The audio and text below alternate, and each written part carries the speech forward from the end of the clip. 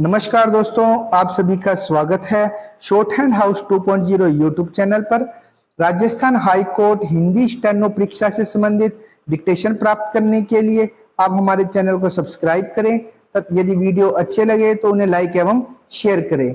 Dictation की outline का link video के डिस्क्रिप्शन में आपको दे दिया जाएगा, जहां से आप इसकी आउटलाइन देख सकेंगे। चलिए डिक्टेशन स्टार्ट करते हैं। डिक्टेशन स्टार्ट होगी 5 सेकेंड बाद।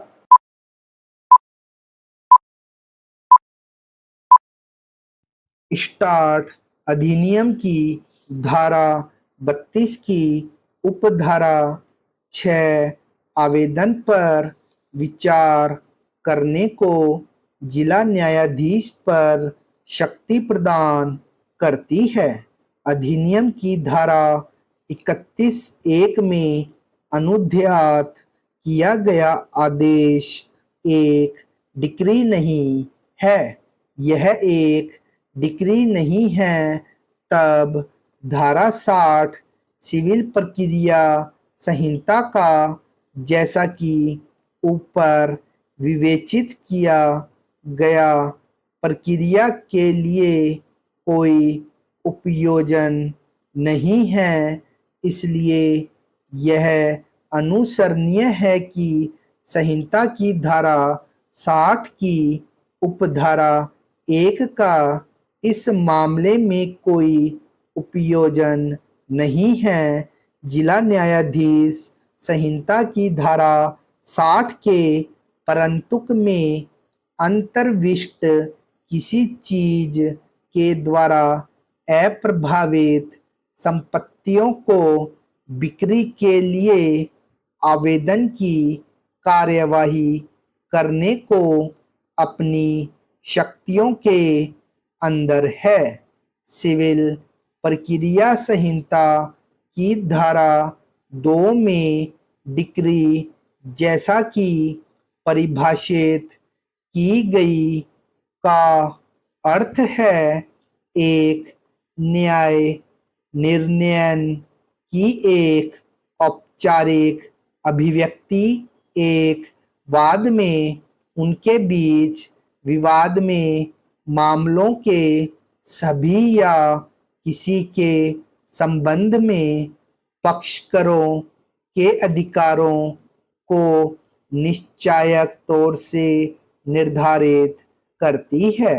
शब्द वाद संहिता में परिभाषित किया गया है, यद्यपि यह एक सिविल प्रक्रिया का अर्थ रखने को सामान्यतया समझा जाता है जो वाद पत्र के दाखिल करने के साथ आरंभ होता है।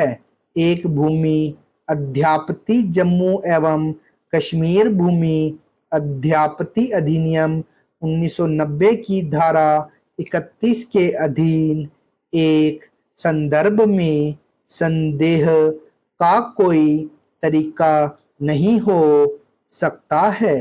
निश्चायक तौर से जहां तक कथित न्यायालय का संबंध है, भूमि अध्यापति अधिकारी के द्वारा तय किया गया प्रतिकर का हक या उसके सहविभाजन के खास प्रश्न को विनिश्चित करता है। जिला न्यायाधीश या इस ओर से नियुक्त किया गया कोई अन्य अधिकारी एक न्यायालय के तौर पर कार्य करता है एवं एक पदस्थ व्यक्ति के तौर पर नहीं।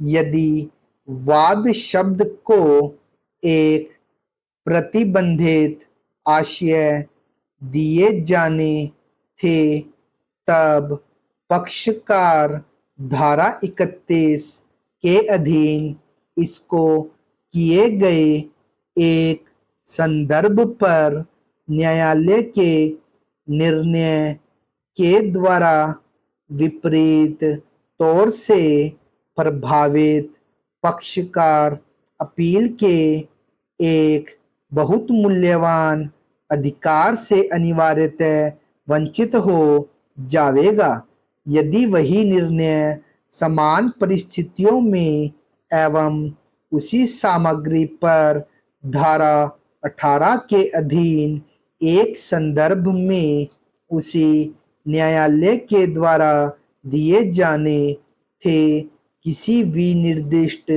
कारण के लिए क्षुब्ध पक्षकार को इसका अर्थ स्वाभाविक तौर से कठिनाई अर्थ होगा। निश्चयतः यह विधान का आशय नहीं रह सकता था। ऐसा एक इरादा संविधान के अनुच्छेद 14 के आक्रमण को मुश्किल से पुनरुज्जीवित रख सकता है। एक अभिवृद्धि आशय अधिनियम के उद्देश्य को कार्यान्वित करने के विचार से वाद शब्द को दिया जाना है। कलेक्टर के द्वारा तय किए गए प्रतिकर को विभाजन के प्रश्न पर एक भूमि अध्यापति न्यायालय के द्वारा लेखबद्ध किया गया एक निष्कर्ष या इसे प्राप्त करने वाले पक्षकारों के हक के प्रश्न पर एक डिक्री है। स्टॉप।